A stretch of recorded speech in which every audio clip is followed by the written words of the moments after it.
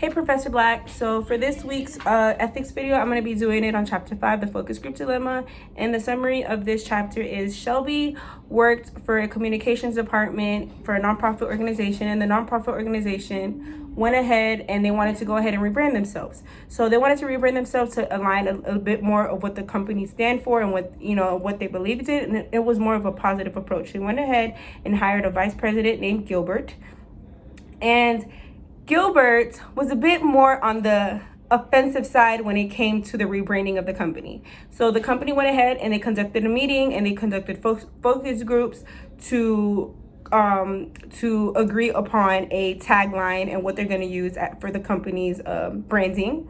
And Gilbert went ahead and she implemented her own idea for the focus group, and everyone agreed upon her idea, but Shelby did not feel that her idea aligned with what the company really wanted to stand for. Obviously, she didn't say anything in the meeting that time because she didn't want to be the oddball out. So later on, the company went ahead and they conducted initial research in three major cities. And when they all came back, the first group did not use the tagline that the vice president wanted. The vice president was upset about it, but Shelby overheard the vice president speaking to a consultant saying, yeah, I'm sure that the next two focus groups are gonna go ahead and use my taglines. So later on, when the results came back, the vice president did not regroup with the company and the team to go over the results of the two other focus groups, but they went ahead and used the vice president tagline.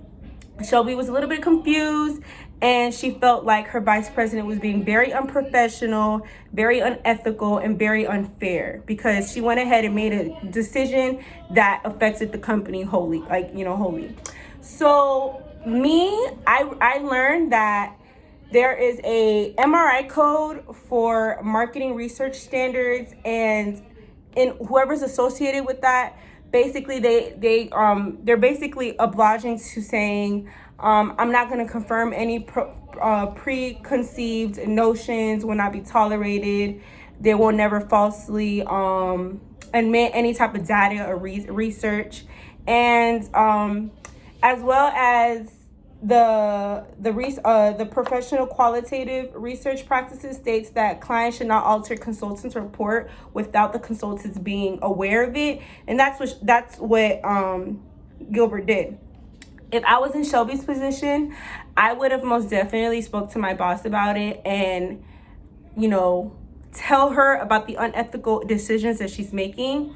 And I know that me reading this chapter is gonna make me more ethical in the workplace if this situation ever arises, and I know my rights as a worker and where everyone should, not overstep.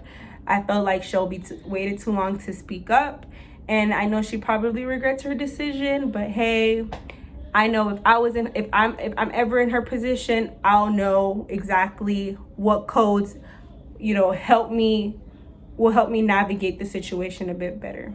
So yeah, that's what I learned. I'll be a bit more ethical.